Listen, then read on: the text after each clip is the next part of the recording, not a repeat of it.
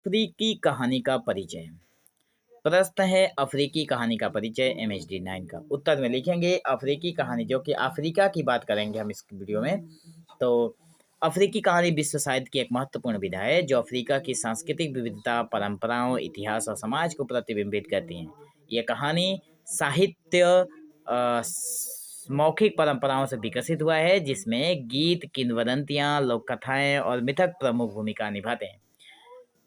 मैं इस वीडियो को पूरा ख़त्म करने से पहले एक बात बता दूं, ये बहुत ही वेटेड वीडियो है, क्योंकि एक हमारे इस फैमिली के मेंबर हैं, हिंदी परीक्षा इसके यूट्यूब चैनल के एक मेंबर हैं, प्रशांत नाम के। उन्होंने बहुत जिक्र किया सर कि इस वीडियो के ऊपर ज़रूर इस टॉपिक पर ज़रूर वीडियो बनाइए। तो अंत में प्रशांत जी, आपका रिक्वेस्टेड वीडियो हाजिर है। ठीक है, अफ्रीकी कहानी की विशेषताएं बढ़ते हैं आगे और देख लेते हैं कि अफ्रीकी कहानी की जो विशेषताएं हैं उसमें मौखिक परंपरा है, जिसमें अफ्रीकी कहानी का मूल मौखिक परंपराओं में निहित कहानी का जो मूल है वो मौखिक परंपराओं में निहित है। अफ्रीकी कहानी मूलतः मौखिक रूप से ही आगे बढ़ी।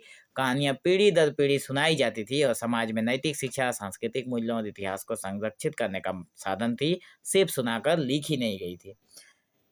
ग्रियोट्स लोक कथावाचक इन कहानियों को संजोने और सुनाने का काम करते थे। ग्रियोट्स, ठीक है, जिनको कथावाचक थे और ये कहानी सुनाते थे और उसे लोगों संजो कर रखते थे।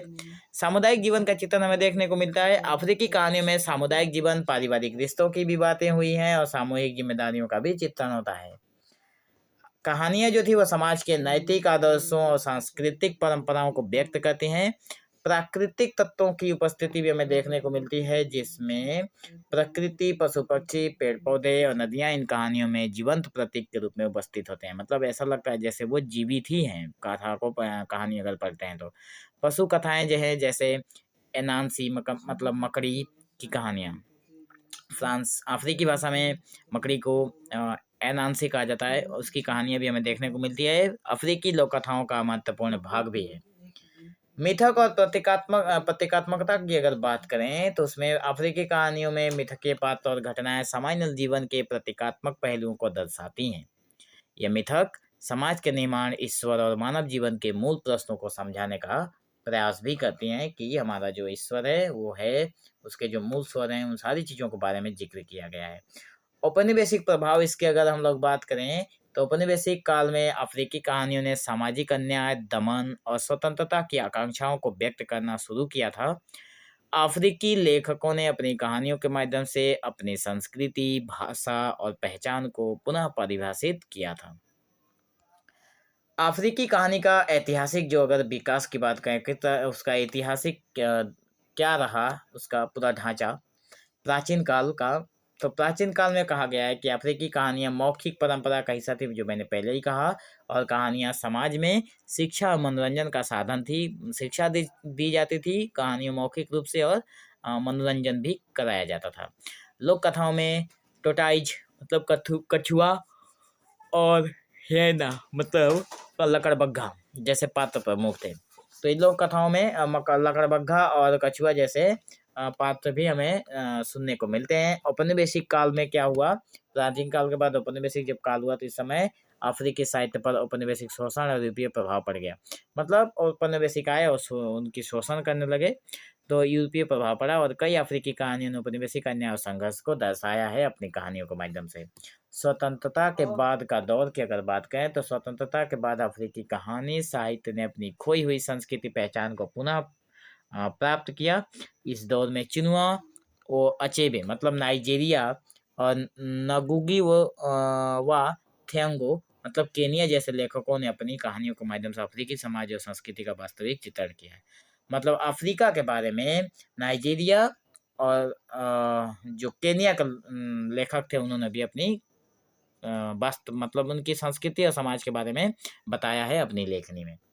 महत्वपूर्ण जो अफ्रीकी कहानीकार हुए हैं और उनकी रचनाएं देख लेते हैं एक नज़र, जिनमें चिनुआ अचेबे नाइजीरिया के लेखक हैं जिन्होंने लिखा चिनुआ अचेबे। प्रमुख रचना थी थिंग्स ऑल अपार्ट।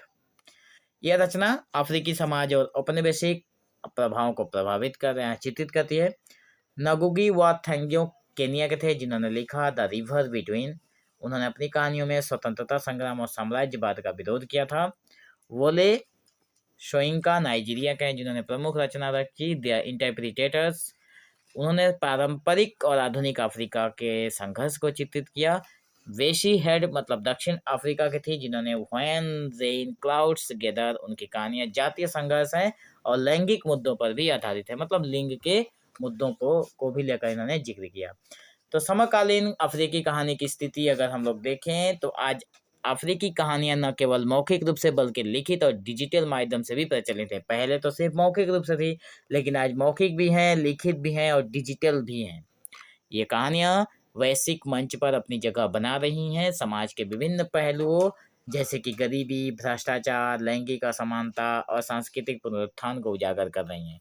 निष्कर्ष के तौर पर हम लोग कह सकते हैं कि अफ्रीकी कहानी केवल मनोरंजन का माध्यम नहीं है, बल्कि यह अफ्रीकी समाज की आत्मा और उसकी संघर्ष गाथा का दस्तावेज भी है। यह कहानी अफ्रीकी संस्कृति, इतिहास और पहचान को संरक्षित करती हैं और इसे वैश्विक साहित्य में एक विशिष्ट स्थान प्रदान करती हैं।